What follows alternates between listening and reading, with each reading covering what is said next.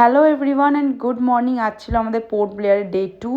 আর এখানে টুকটুকির পায়ের অবস্থাটা জাস্ট দেখে নাও। পায়ে অলরেডি আগে লেগেছিলো, সেটাকে ঠিকঠাকভাবে করেনি বলে এখন পাটা ব্যথা হচ্ছে। তো আমরা আমাদের স্পটে চলে এসেছিলাম, বাজে তখন 8:30। ভাবছি জলটা কি একদমই ডেপ নেই, যে দেখো মানুষগুলো কি সুন্দর দাঁড়িয়ে দাঁড়িয়ে স্নান করছে। তারপরে আমরা উঠে গেছিলাম আমাদের ফেরি বা ক্রুজ, যেটাই বলো না কেন। আর শিপগুলো দেখছিলাম এরকম করে সুন্দরভাবে যাচ্ছে। তো আমাদের ফার্স্ট স্পটে চলে এসেছিলাম, যেটা হলো রস আইল্যান্ড, মানে ব্রিটিশরা যেখানে স্টে করতো সেই জায়গাটা।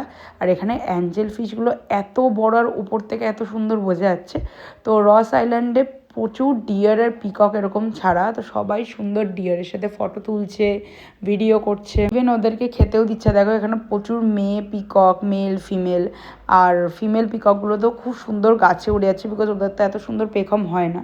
তো এইটা ঘুরে আমরা চলে এসেছিলাম, আবার ক্রুজে উঠে চলে এসেছিলাম নর্থ বে আইল্যান্ড, মানে যেটা হলো 20 টাকার পুরোনো 20 টাকার নোটে যে পিকচারটা আছে, লাইট হাউস পুরো ইয়েটা। আর এখানে আমের দাম হচ্ছে 200 টাকা। আমার তো মাথায় হাত পড়ে গেছিলো। বেসিক্যালি আমাদের এখানে কিছু ওয়াটার অ্যাক্টিভিটিস আছে, যেটা এখান থেকেই হয় নর্থ বে আইল্যান্ডে, তার জন্যই আসা হয়েছিল। আর লাইট হাউসটা দেখার জন্য, বেসিক্যালি পুরোনো 20 টাকার নোটের পিছনে যে পিকচারটা, ওটা দেখার জন্য এখানে গরুটা এসে আমার দিদিকেই বারবার দিদির কাছে আসছে। তো যাই হোক, গরুকে আমরা আম খাইয়েছি। প্রথমে ভাবলাম খাবে না, বাট খেয়ে নিয়েছে। তারপর আমাদের ডাক পড়েছিল, আমরা যে অ্যাক্টিভিটিগুলো বুক করেছিলাম সেটা ছিল ফার্স্টে সাবমেরিনে উঠে। আর সত্যি কথা বলছি, যারা 50 আপ, যারা স্কুবা করতে পারবে না, তার জন্য সাবমেরিনটা বেস্ট। মানে এত সুন্দর কোরাল, স্টার ফিশগুলো দেখেছি, এত রকমের ফিশ, যেটা স্কুবা সাবমেরিন ছাড়া দেখা পসিবল না। তো এই মিনি ব্লগটা এখানেই শেষ করছি।